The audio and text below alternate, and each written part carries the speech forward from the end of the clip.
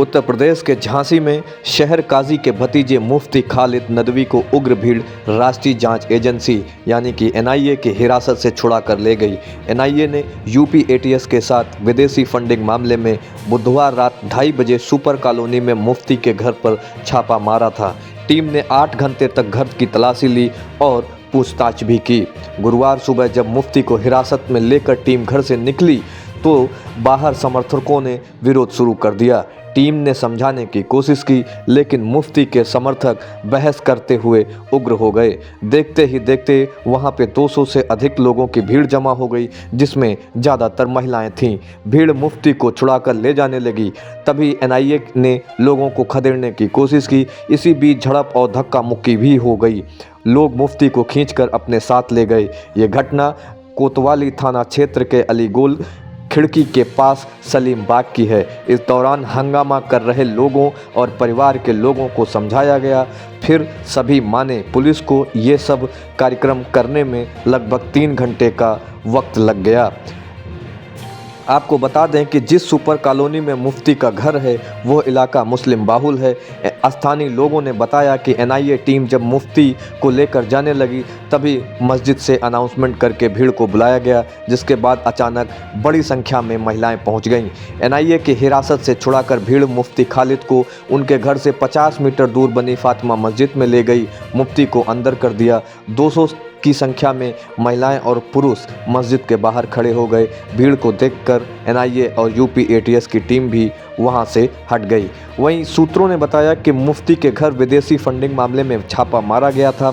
मुफ्ती खालिद मदरसे में पढ़ाने के साथ ही विदेशी बच्चों को दीनी तालीम यानी धार्मिक शिक्षा देते हैं और वह उर्दू और अरबी भी पढ़ाते हैं। वहीं मुफ्ती खालिद नदवी ने बताया कि एनआईए ने रात 3 बजे दरवाज़ा खटखटाया था। डर के मारे दरवाज़ा नहीं खोला। फिर जब उनके चाचा को फ़ोन किया, थोड़ी देर में चाचा आए। इसके बाद दरवाज़ा खोला। टीम ने घर को चेक किया, कवर्ड में रखी किताबों को देखा, एक एक के बारे में पूछताछ की। किताब लिखने वालों के बारे में पूछा। मेरा पासपोर्ट जब्त कर लिया, मेरा वीज़ा देखा। मैं अक्टूबर में हज करने गया था तो उसके बारे में पूछा। वहीं पुलिस सूत्रों ने बताया कि मुफ्ती खालिद के परिवार में पत्नी और 2 बच्चे हैं। हालांकि वो कहां हैं इस बारे में अभी कोई जानकारी नहीं मिल पाई है। मुफ्ती के घर के बाहर अभी भी भीड़ ने ताला लगा दिया है।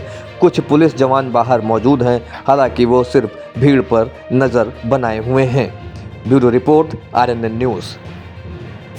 एक मिनट देखो, रात में 2:30 बजे करीब 3 बजे करीब ये लोग आए। इन लोगों ने कुंडी खटखटाई। एनआईए वाले आए दिल्ली से और इन्होंने रात में कुंडी बजाई। हमने नहीं खोली, डर की वजह से। पता नहीं कौन है, वैसे खोल देते। अकेले थे तो डर लगा कौन है, तो हमने अपने चाचा को फोन किया। वो आए पीछे से, फिर उन्होंने खुलवाई गुंडी तो हमने हल्का फौरन खोल दी।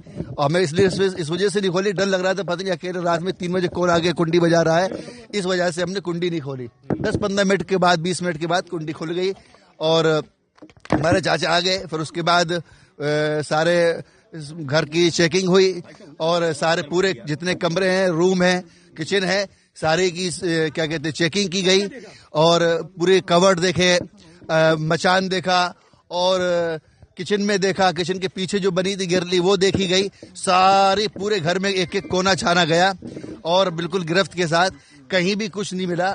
और एक एक कोने में सारी हमारे पास इस वक्त 1,500 से 2,000 किताबें होंगी।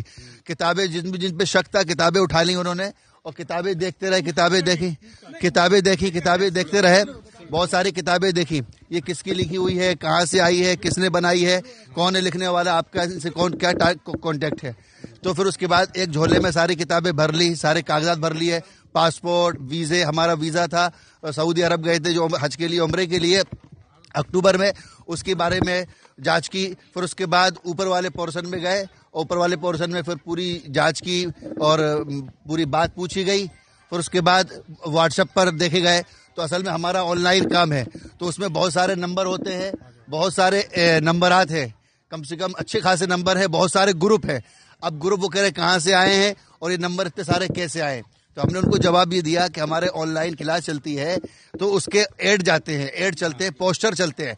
पोस्टर में सब लोग कांटेक्ट करते हैं, सब लोग कि भाई हमें भी पढ़ना है, हमें भी पढ़ना है। और बाकायदा उन्होंने मैसेज भी देखे, एडमिशन के फॉर्म के मैसेज भी डला हुआ है कि भाई देखो ये एडमिशन हो रहा है। तो इस वजह से उसके बाद फिर कहने लगे कि मौलाना इलियास गुम्मन साहब का मसला आया। मौलाना इलियास गुम्मन साहब कौन है, ये कहाँ से हुआ, तो इस सिलसिले में जांच चल रही है और जो कुछ है उन्होंने बना के दे दिया है, हमारे पास मौजूद है। हम ऑनलाइन पढ़ा रहे हैं, 10, 11, 12 साल से ऑनलाइन पढ़ा रहे हैं। हमारे पास सबसे ज्यादा इंडिया के हैं, इंडिया के सब बच्चे पढ़ते हैं।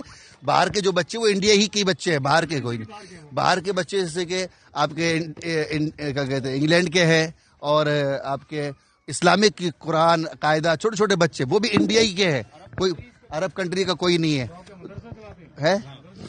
और मकतब चलाते हैं, कोचिंग चलाते हैं, coaching centre, Islamic coaching centre है जी। पैसे हमारे फ्री क्लास भी होती है, 50 रुपए भी, 100 रुपए भी, 200 रुपए भी, 1000 भी फीस है, 1500 भी फीस है। पूरा बैंक का खंगाला गया और उन्होंने ये कहा कि आपने कहाँ फंडिंग की, आपने उन्होंने ये कहा कि जांच में कि आपने कहीं बाहर ट्रांसफर किए पैसे, इसका बार बार वो जिक्र कर रहे थे, लेकिन हमने अभी तक कोई बाहर पैसे नहीं पहुंचाए। और अभी हमें खुद नहीं पता किस लिए ले जा रही है। इन्होंने कहा कि जांच कराने ले जा रहे हैं। आपको आपसे 8 घंटे के अंदर जांच में क्या पाया अधिकारी ने वो बताए। वो ये कह रहे हैं कि हवाले कर रहे, पहले मुझे वो अधिकारी बताए कुछ नहीं आता, 8 घंटे के अंदर जांच में क्या पाया गया। वो कह रहे कि वो ये कह रहे हैं कि हाँ वहाँ पुलिस लाइन ले जा रहे, पुलिस लाइन में जांच होगी, पूछताछ होगी, फिर छोड़